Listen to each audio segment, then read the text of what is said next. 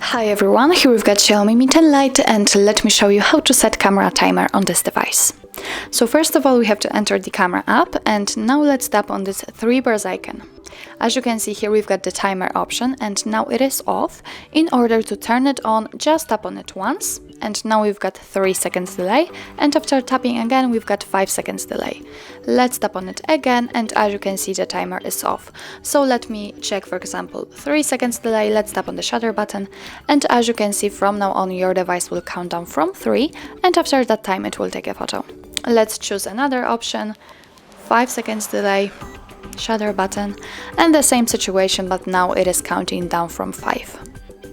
In order to turn off the timer, just tap on the three bars icon again and tap until you'll see this icon. Let's go back, and from now on your device will take photos right after touching the shutter button. So that's all. This is how to set camera timer in your Xiaomi Mi 10 Lite.